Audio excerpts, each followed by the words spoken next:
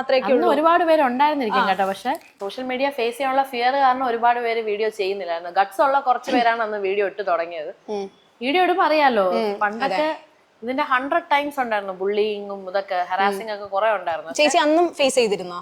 പിന്നെ ചവറ് പോലെ അങ്ങ്. പക്ഷെ കമന്റ്സ് ഒന്നും നോക്കാതെ കൺസിസ്റ്റൻസിയിലാണ് ഫെയിം ബിൽഡ് ചെയ്തെടുത്തത്. കമന്റ് ചെയ്തോണ്ടിരുന്നവർ ഇപ്പോഴും അവിടെ ഉണ്ട്. ബാക്കിയുള്ളവർ രക്ഷപ്പെട്ടു എന്ന് വേണം പറയാനായിട്ട്. അത് മൈൻഡ് ചെയ്യാതെ വീഡിയോ ചെയ്തവരെല്ലാരും ഇന്ന് നല്ലൊരു പൊസിഷനിലാണ് ഇരിക്കുന്നത്, സോഷ്യൽ മീഡിയ വൈസ് നോക്കുമ്പോൾ. മനസ്സിലായി. ചേച്ചി എന്താ പഠിച്ച എഡ്യൂക്കേഷൻ ഒക്കെ എന്തായിരുന്നു? ഞാൻ ഡിഗ്രി PG എല്ലാം ഡാൻസിലാണ് ചെയ്തത്. MG university RLB college of music and fine arts. അതിനുശേഷമാണ് ഡാൻസ് സ്കൂളായിട്ട് അങ്ങ് തുടർന്നത്. ഡാൻസ് സ്കൂൾ നമുക്ക് അതിന് തൊട്ട് 7th സ്റ്റാൻഡേർഡ് തൊട്ടേ എനിക്ക് എന്റേതായ ബാച്ച് ഒക്കെ ഞാൻ പഠിപ്പിക്കുന്നുണ്ട്. എനിക്ക് എന്റേതായ സ്റ്റുഡൻസ് ഉണ്ടായിട്ടുണ്ട്. ഞാൻ എൻ്റെ 7th സ്റ്റാൻഡേർഡ് തുടങ്ങി എനിക്ക് ക്ലാസ് ഉണ്ടായിരുന്നു. എന്നെ അർജുൻ ചേട്ടനാണ് എന്നെ സിനിമാറ്റിക് ഡാൻസ് പഠിപ്പിച്ചത് മുമ്പ്. അപ്പോൾ 7th സ്റ്റാൻഡേർഡ് ആയപ്പോൾ അമ്മ ഇങ്ങനെ, മുമ്പ് ബോയ്സ് ഒക്കെ ഉണ്ടായിരുന്നു, ഇവരെല്ലാവരും ജോലിയൊക്കെ ആയി പോയതിന് ശേഷം നമ്മുടെ ഡാൻസ് ക്ലാസ്സിൽ സിനിമാറ്റിക് ഒരു ബാച്ച് സ്റ്റാർട്ട് ചെയ്യുന്നോ പഠിപ്പിക്കുന്നോ എന്ന് ഇങ്ങനെ അമ്മ ചോദിച്ചു. അപ്പോൾ അർജുൻ ചേട്ടൻ പഠിപ്പിച്ച ലെസൺസ് വെച്ചിട്ടാണ് ഞാൻ എൻ്റെ ജീവിതത്തിൽ ഫസ്റ്റ് ടൈം ഒരു ബാച്ച് സ്റ്റാർട്ട് ചെയ്യുന്നത്. അപ്പോൾ ഞാൻ ബാച്ച് സ്റ്റാർട്ട് ചെയ്തപ്പോൾ എനിക്ക് അന്നൊരു 40 സ്റ്റുഡൻസ് ഉണ്ടായിരുന്നു എനിക്ക് എൻ്റെ ബാച്ചിൽ. അങ്ങനെ ചേട്ടൻ എനിക്ക് പഠിപ്പിച്ചെന്ന സ്റ്റെപ്സ്, ചേട്ടൻ പഠിപ്പിച്ചെന്ന സോങ്സ് ഒക്കെയാണ് ഞാൻ അവർക്ക് പഠിപ്പിച്ചു കൊടുത്തോണ്ടിരുന്നത്. പിന്നെ സ്ലോലി സിനിമാറ്റിക് എന്ന് മാറി സിനിമാറ്റിക്കും എനിക്ക് പക്ഷേ ഇത് അറിഞ്ഞുകൂടായിരുന്നു. എനിക്ക് ഭയങ്കര സന്തോഷം തോന്നി അറിഞ്ഞപ്പം. കാര്യം ഞാനല്ലായിരുന്നു അവിടെ ഡാൻസ് പഠിപ്പിച്ചുകൊണ്ടിരുന്ന ആള്. ഞാൻ അവിടെ ജോയിൻ ചെയ്യുമ്പോഴും വേറെ ഡാൻസ് ടീച്ചേഴ്സൊക്കെ ഉണ്ടായിരുന്നു, വേറെ പയ്യന്മാരൊക്കെ ഉണ്ടായിരുന്നു, വേറെ ചേട്ടന്മാരൊക്കെ ഉണ്ടായിരുന്നു. അപ്പം അവരൊക്കെ ചെയ്ത ഡാൻസ് അല്ലാതെ ഞാൻ പറഞ്ഞ ഡാൻസ് ഒക്കെ ചെയ്യുന്നത് എനിക്ക് ഭയങ്കര സന്തോഷം തോന്നി. എൻ്റെ ടീച്ചറിന്റെ മോളല്ലേ അങ്ങനെ ചെയ്യുന്നത്. അപ്പം ഇത്രയും പേര് വേറെ ആൾക്കാർ കോറിയൊക്കെ അവിടെ ചെയ്തിട്ടുണ്ട്. നമ്മൾ പഠിപ്പിച്ചൊരു ഡാൻസാണ് അവർക്ക് ഇഷ്ടപ്പെട്ട് ചെയ്യണമെന്ന് ഭയങ്കര സന്തോഷം തോന്നി. ഒരുപാട് വർഷം കഴിഞ്ഞപ്പോഴത്തേക്ക് സൗഭാഗ്യം എനിക്ക് കാണിച്ചു. സൗഭാഗ്യം എന്ന ഡിഗ്രിയൊക്കെ ആയി. അപ്പോൾ ഞാൻ സൗഭാഗ്യ 7th ആയപ്പോൾ ഞാൻ നിർത്തിപ്പോയി. 7th 8th ആയപ്പോൾ പോയെന്നുണ്ടല്ലേ.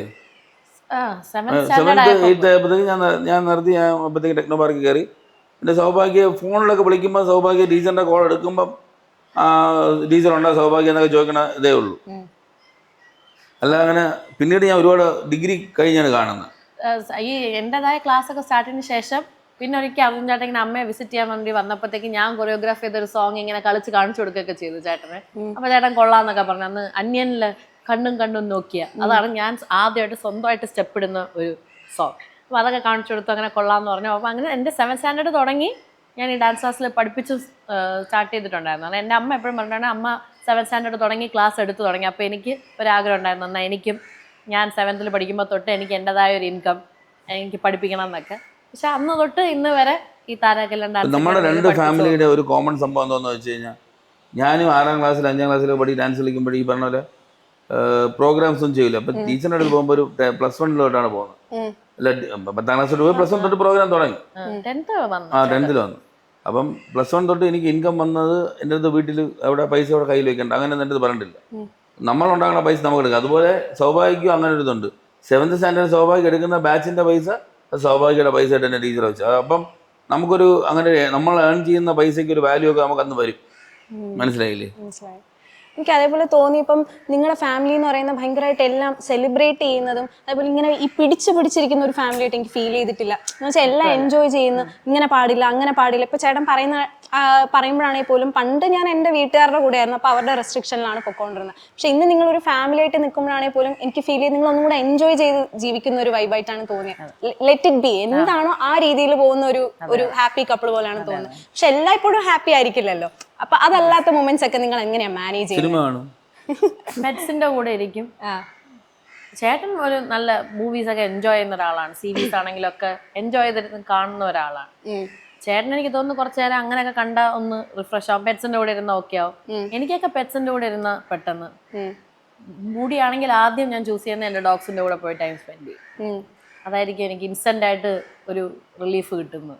ചേച്ചി പണ്ട് മുതലേ പെറ്റ് ലവർ ആയിരുന്നോ അത് പുള്ളി ലൈഫിൽ വന്നതിന് ശേഷം? പണ്ട് തൊട്ടായിരുന്നു. പക്ഷെ 10th സ്റ്റാൻഡേർഡ് ആവാതെ അമ്മ ഡോഗിനെ എടുത്ത് തരില്ല എന്ന് പറഞ്ഞു. അതായത് സ്വന്തം ഡോഗ് ലവർ ആയിരുന്നു. അങ്ങനെ പുറകെ നടന്ന് ഈ പറഞ്ഞ പോലെ ജീവികളൊക്കെ ഇഷ്ടമാണ്, പക്ഷെ വളർത്താൻ പട്ടിയെ മാത്രമേ ഇഷ്ടമുള്ളൂ. 10th സ്റ്റാൻഡേർഡ് ആയപ്പോഴാണ് എനിക്ക് ആദ്യമായിട്ടൊരു പട്ടിക്കുട്ടി എടുത്തു തരുന്നത്. അത് ഇതുപോലെ റോട്ട് വൈലർ ആഗ്രഹിച്ചിരുന്ന എനിക്ക് പഗ്ഗിനെയാണ് അമ്മ എടുത്തത്. റോട്ടിനൊന്നും എടുത്തു തരില്ല എന്ന് പറഞ്ഞു. അങ്ങനെ പഗ്ഗെങ്കിൽ ഏതെങ്കിലും ഒരു ഡോഗിനെ എനിക്ക് വളർത്തണം എന്നുള്ളതുകൊണ്ട് അങ്ങനെ വെറുത്ത് സമ്മതിച്ചാണ്. പിന്നെ എനിക്ക് ഭയങ്കര ഇഷ്ടമായി, പഗ്ഗിനെ വളർത്തി അങ്ങനെ ഇഷ്ടമായി. ആദ്യമാണ് എൻ്റെ ജീവിതത്തിൽ ഞാൻ ഒരു റോട്ടിനെ കാണുന്നത് അർജുൻ ചേട്ടൻ്റെ തൊട്ട് അങ്ങനെയൊക്കെ പാമ്പറൊക്കെ ചെയ്യുന്ന അർജുൻ ചേട്ടൻ്റെ റോട്ടിനെയാണ്. ഇപ്പൊ ഈ പുതിയതായിട്ട് കാളയുടെ പേരെന്തായിരുന്നു? നന്ദികേശ്വർ. നന്ദികേശ്വർ. ഓക്കെ. ഇപ്പൊ ഇതുമായിട്ടുള്ള ഒരു ലൈഫ് എങ്ങനെയാണ് പോകുന്നത് ചേച്ചി? ഈ ആദ്യം ഈ പട്ടികളെ ലൈക്ക് ട്രീറ്റ് ചെയ്യുന്നതും അത് കാണുമ്പോഴേ ആൾക്കാർക്ക് വേറൊരു ഇത് ഇങ്ങനെ ഒരു സംഭവമാണ്. അത് സൗഭാഗ്യം നേരത്തെ പറഞ്ഞില്ലേ, നമുക്ക് ഈ ടീച്ചർ അന്ന് അറിഞ്ഞുകൊണ്ട് ചെയ്താണോ അറിയാതെ ചെയ്താണെന്ന് അറിഞ്ഞൂടാ.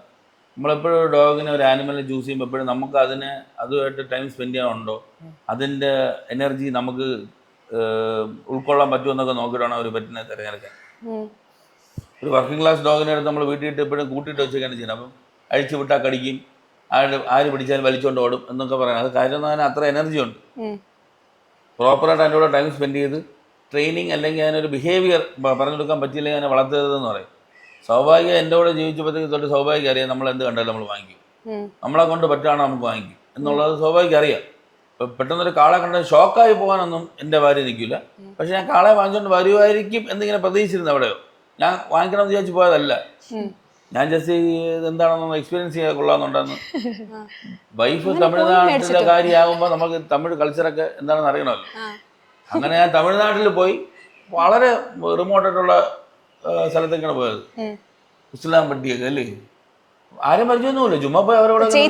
ഇല്ലില്ല, കുറച്ച് ഫ്രണ്ട്സും ഞാൻ 2 ഫ്രണ്ട്സും. അപ്പം അങ്ങനെ അവിടെ വെച്ച് 2 പേരെ പരിചയപ്പെട്ട് അവർ പറഞ്ഞ് നമ്മളെ സ്ഥലത്ത് വന്ന് നിങ്ങൾ സെലിബ്രേറ്റ് ചെയ്യുമോ പൊങ്കൽ. അപ്പോൾ ഇങ്ങനെ സംസാരിക്കും, പറയുമല്ലോ സീരിയൽ ആർട്ടിസ്റ്റാണ്. അപ്പോൾ ഗൂഗിളിലൊക്കെ എടുത്ത് നോക്കിയാൽ കാണുമ്പോൾ അവർക്കൊരു സന്തോഷമായി. അപ്പം അങ്ങനെ അവർ അവരുടെ നാട്ടിൽ തന്നെ വിളിച്ചുകൊണ്ട് പോയി പൊങ്കലിലൊക്കെ പാർട്ടിസിപ്പേറ്റ് ചെയ്തപ്പോൾ പൊങ്കൽ എന്താണെന്ന് മനസ്സിലായി. അവിടെ കുറേ മറ്റേ നമ്മൾ ഓണത്തിനുള്ള പോലെ ഓട്ട മത്സരം, കുറിയടി മത്സരമൊക്കെ ഉണ്ടായിരുന്നു, അതൊക്കെ കണ്ട്. അപ്പോൾ പൊങ്കൽ എന്താണ് കുറേ കൂടെ മനസ്സിലായി. അപ്പം ഇവർ ഈ കാളയെ പറ്റി ഭയങ്കര പെരുമയായിട്ട് പറയണതും മുട്ടുകിടായ ഉണ്ടല്ലോ, ഇടിക്കുന്ന ആട്, കൊമ്പിങ്ങനെ ഇരിക്കുന്ന ആട്, അതൊക്കെ ഞാൻ കണ്ടു. അപ്പം എനിക്കിതൊക്കെ കുറച്ച് പൊതുവെ എൻ്റെ ബ്ലഡിൽ അതുണ്ട്. അപ്പം ഞാൻ ഇങ്ങനെ ഇതിനെപ്പറ്റിയൊക്കെ ഇങ്ങനെ ഹൈപ്പറായിട്ട് പറയുമ്പോഴേ എൻ്റെ ഫ്രണ്ട്സ് 2-3 പേരും സ്വാഭാവികം ചെറിയ തീരുമാനിച്ച് ഞാൻ വാങ്ങിക്കും. അപ്പോൾ ഇവർ പറയണം അപ്പോൾ വാങ്ങിക്കുക തന്നെ, എനിക്ക് വാങ്ങിച്ചോണ്ടോ, സർപ്രൈസ് ഒന്നും വേണ്ട. ഞാൻ ചുമ്മാ കാണാൻ വന്ന്. പക്ഷെ 1 മാസം ആയപ്പോൾ തലയിലടിച്ചു. ഒരു 5-6 ദിവസം കഴിഞ്ഞപ്പോഴത്തേക്കും ഇതില്ലാതെ വയ്യാന്ന്. എനിക്ക് തോന്നുന്നു അർജുൻ ചേട്ടൻ ഡോഗ്സിന്റെ എല്ലാ ബ്രീഡ്സിനെയും വളർത്തി ആ സ്കിൽസ് ഒക്കെ കാണിച്ച ആ ഒരു ഫൺ പോയെന്ന് തോന്നുന്നു. കാരണം ഓൾമോസ്റ്റ് ഈ വളർത്താൻ ഡിഫിക്കൽട്ടായിട്ടുള്ള എല്ലാ ഡോഗ്സിനെയും വളർത്തി അതിനെ ട്രെയിൻ ചെയ്ത് പ്രസന്റ് ചെയ്ത് ആൾക്കാരൊക്കെ വന്ന് കാണാൻ എല്ലാവരും പൊതുവെ എപ്പോഴും അപ്രീഷിയേറ്റ് ചെയ്യും. അർജുൻ ഡോഗ് വളർത്തുന്ന പറഞ്ഞാൽ പെർഫെക്റ്റ് ആയിട്ടാണ്. അർജുൻ്റെ ചേട്ടൻ്റെ റോട്ട് വൈലറിനൊക്കെ എപ്പോഴും എല്ലാവരും ഭയങ്കരമായിട്ട് പുകഴ്ത്തി സംസാരിക്കും. അർജുൻ്റെ റോട്ട് ഭയങ്കര അനുസരണയാണെന്നൊക്കെ. അപ്പം എനിക്ക് തോന്നുന്നു അടുത്ത ലെവലിലോട്ട് പോകാൻ ഷോ ഡോഗ് അല്ല, വീട്ടിൽ വളർത്തുന്നതാണ്. പെറ്റ് ഡോഗായിട്ട് വളർത്തുന്ന കാര്യമാണ് പറഞ്ഞത്. ഷോ ഡോഗ്സ് വളർത്തുന്ന വളരെ നല്ല ആൾക്കാരൊക്കെ നമുക്കറിയാം. നമ്മൾ ഷോ ഡോഗ്സിന്റെ കാര്യമേ അല്ല പറഞ്ഞത്, ഒരു ബിഹേവിയർ കൊള്ളാന്ന് നമ്മളെ സർക്കിളുള്ളവർ പറയാറുണ്ട്, എന്നെ ഇഷ്ടമുള്ള ആൾക്കാർ. അടുത്ത ലെവലിലോട്ട് പോകണമെന്ന് വിചാരിച്ചിട്ടായിരിക്കും കാളയുടെ ഒരു തീരുമാനത്തിൽ എത്തിയത് തോന്നുന്നു.